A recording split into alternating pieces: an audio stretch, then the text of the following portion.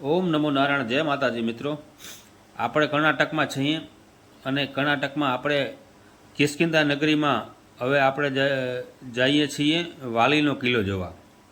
જ્યાં મિત્રો આપણે જોવા જઈએ છીએ વાલીચા કિલ્લા તરીકે ખૂબ જ ફેમસ જગ્યા છે. આ વાલીના કિલ્લા જવા માટે આપણે જે નાનો એવો પર્વત છે એ પર્વત ઉપર આપણે જ્યાં સુધી ગાડી જશે આપણી ત્યાં સુધી ગાડી લઈને અને પછી પગપાળા જવું પડશે. અમારી સાથે અહીંના એક ભાઈ છે જે આ જગ્યાના ખાસ એવા પરિચય છે, એ અમારી સાથે આવે છે અને આ કિલ્લા ઉપર એ અમને લઈ જાય છે. આપ જોઈ શકો છો, થોડા જંગલ જેવું અને મોટા મોટા પથ્થરોની વચ્ચે આ વાલી કિલ્લોનો પહાડ આવેલો છે. આ પહાડ ઉપર આપણે ગાડી પાર્કિંગ કરી અને પછી અહીંથી પગપાળા આપણે આ કિલ્લો જોવા જાશું. વાલી એક રામાયણનું મહત્ત્વનું અંગ છે, એક મહત્ત્વનું પાત્ર છે. આ કિલ્લાનો ઇતિહાસની વાત કરીએ તો અહીં દૂધુભી રાક્ષસનો વાલીએ સંહાર કર્યો હતો. આ કિલ્લો આમ તો વાલીના નામથી પ્રખ્યાત છે, પણ અહીં વાલી આવી શકતો ન હતો. એને શ્રાપ હતો કે દૂધુભી રાક્ષસનો સંહાર કરી અને એણે એને ચારે બાજુ ફેંકી દીધો હતો, ઉપાડીને એનો વધ કરીને, કારણ કે એ બળદનું રૂપ લઈને આવ્યો હતો. અને એ બળદનું રૂપ લઈ આવ્યો હતો અને વાલી સામું વાલીને લલકારે છે અને વાલી એના સામું યુદ્ધ કરે છે અને એને મરોડી અને એને દૂર ફેંકે છે. અને એ ઋષિના આશ્રમ તરફ પડે છે જ્યાં એનો યજ્ઞ ચાલતો હોય છે. એને એ યજ્ઞમાં એનું લોહી પડે છે અને ઋષિ એને શ્રાપ આપે છે કે આ જેણીએ પણ રાક્ષસને ફેંક્યો હોય એ આ ઋષિમુખ પર્વત પર આવી નહીં શકે. આપ અમારી પાછળ જોઈ શકો છો, આ છે અહીંની ગૌશાળાની ગાયો રાખવાની જે તબેલા બનાવેલા છે, જે ક્વાર્ટર જેવું બનાવેલું છે મોટા મોટા, એ છે. આ આશ્રમની 300થી વધારે ગાયો છે જે અહીંયા રાખવામાં આવે છે અને એને પાળવામાં આવે છે. આ વાલી કિલ્લામાં આમ તો વાલી જ્યારે કિલ્લો બનાવ્યો હશે ત્યારે એ બંને ભાઈઓ અહીં રાજ કરતા હતા, પણ પછી ઋષિના શ્રાપથી એને આ કિલ્લો છોડી અને જવું પડ્યું, એમ અહીંના મહંતે અમને જણાવ્યું છે. અહીંયા ભગવાન નરસિંહ ભગવાનનું અંદર મંદિર આવેલું છે.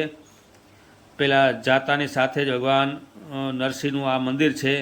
આ મંદિરમાં દર્શન કરી અને પછી આપણે આગળ આ કિલ્લો જોવા જઈશું.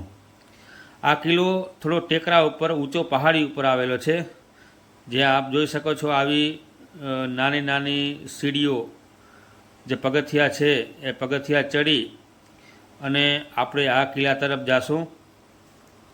આ કિલ્લો જે તે સમયે ઘણો બધો ઉપયોગમાં લેવાતો હશે. આ સામે દેખાય છે એ કિલ્લાનો મુખ્ય દરવાજો છે. કદાચ અહીંના કોઈ પણ પછી જે રાજા રાજ કરતા હશે તેણે પોતાની વ્યવસ્થા માટે અને સુરક્ષા માટે અહીંયા ખાસી એવી વ્યવસ્થા કરી હશે. આ કિલ્લાનો મેઇન દરવાજો છે. આ દરવાજો બંધ થયા પછી અંદર પ્રવેશ કરવું થોડું મુશ્કેલ છે, કારણ કે ચારે બાજુ મોટા મોટા પથ્થરોથી ઘેરાયેલી પહાડી છે. અંદર ગીચ એવું જંગલ પણ છે અને જંગલ અને પહાડ વચ્ચેથી અહીંયા અંદર આવવું થોડું મુશ્કેલ હશે. એટલે જ અહીંના રાજાએ, આપ જોઈ શકો છો, આ મોટા મોટા પથ્થરો એકબીજા ઉપર ચડાવેલા છે. એટલે કે અહીંના માણસ બહુ તાકાતવર હોય. અને જે આપણે રામાયણમાં જોઈ શકીએ કે હનુમાનજી પહાડ લઈને આવે છે, ઘણી શિલાઓ ઉપાડે છે, તો એ શક્ય હોય. અહીંયા નવગ્રહનું મંદિર પણ છે. અહીંના મહંતનું કહેવું એમ હતું કે વાલીએ રાવણ સાથે યુદ્ધ કરી અને રાવણની કેદમાં જે નવગ્રહ હતા એને છોડાવી અને એને અહીં પોતે પૂજામાં રાખ્યા હતા અને એની પૂજા કરી રહ્યો હતો. આ વાલી કિલ્લાની અંદર આ એક ગુફા છે જેની અંદર ભગવાન નારાયણનું મંદિર આવેલું છે. મોટી શિલા છે આ. અંદાજે આમ આપણે કેમેરામાં તો આને આખી કેદ ન કરી શકીએ, પણ રૂબરૂ જોવાથી એનો ખ્યાલ આવે.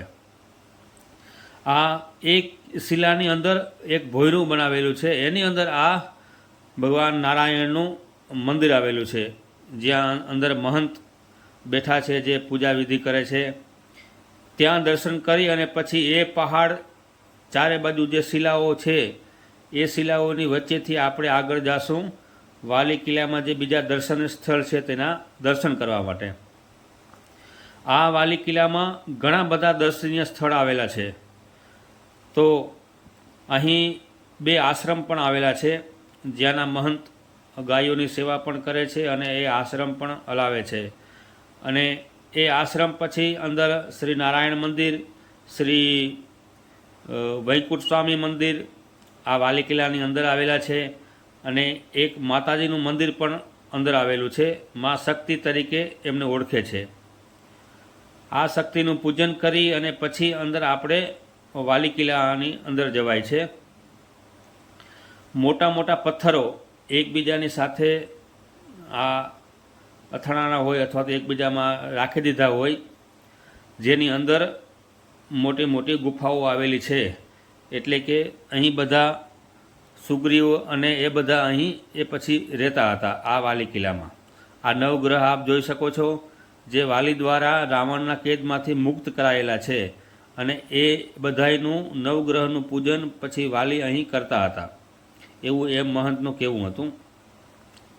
આ વાલી કિલ્લો આમ તો ચારે બાજુ જંગલ અને ફરતા મોટા મોટા પહાડીઓથી ઘેરાયેલો છે. એની અંદર જવા માટે મેઇન ગેટ અને પછી ત્યાંથી પહાડ ઉપર 2 મોટા મોટા શિલાની વચ્ચેથી એક રસ્તો જાય છે. ત્યાં ભગવાન નારાયણનું મંદિર આવેલું છે. એ મંદિરના દર્શન કરવા આપણે જાશું. હવે આ મંદિર પ્રશાસન દ્વારા અહીં આવેલ તમામ ભક્તોને જમવાની વ્યવસ્થા કરવામાં આવે છે. કારણ કે આ થોડો જંગલ વિસ્તાર જેવો એરિયો છે, પહાડીથી ઘેરાયેલો છે. અહીં હોટલ કે બીજી કોઈ પણ વ્યવસ્થા કરવામાં આવી નથી અને છે પણ નહીં. અહીં જોવાલાયક સ્થળ છે. આ જોઈ શકો છો બધા જોવાલાયક સ્થળ છે. એમાં શિવાલય છે, લક્ષ્મીનારાયણ મંદિર છે, વગેરે વગેરે. આ 4 મંદિર અંદર વાલી કિલ્લાની અંદર છે. અને એક મેન જે છે કે વાલીનું જ્યારે દુદુંબી રાક્ષસ સાથે યુદ્ધ થયું હતું, એ પછી એક રાક્ષસ નિતમ એની સાથે યુદ્ધ કરવા આવે છે અને એ બંનેનું યુદ્ધ થાય છે. એ યુદ્ધ આ એક માતાજીનું મંદિર છે, જ્યાં લોકો માનતા કરવા આવે છે અને પોતાની માનતા પૂરી થયા પછી અહીં આ ભેટ જે કપડામાં ગાંઠ બાંધી અને વસ્તુ અહીંયા ચડાવે છે. આ ચારે બાજુ આપ જોઈ શકો છો પહાડીથી ઘેરાયેલો આ બધો આખો એરિયો છે. વાલી જ્યારે નિતમ રાક્ષસ અને બંનેનું યુદ્ધ થાય છે, એ યુદ્ધ કરતાં કરતાં એ વાલી અને એ રાક્ષસ છે એ એક ગુફાની અંદર સંતાઈ જાય છે. આ એ ગુફા છે. આની અંદર એ રાક્ષસ અને વાલી બંને યુદ્ધ કરતાં કરતાં અંદર ચાલ્યા જાય છે. અને સુગ્રીવને અહીં બહાર બેસાડીને જાય છે વાલી, કે આ જે આપ જોઈ શકો છો આ એ જ શિલા છે, જે શિલા ગુફાની આડે પછી વાલી અને આ રાક્ષસ બે અંદર યુદ્ધ કરવા જાય છે. અંદર લોહી નીકળે છે.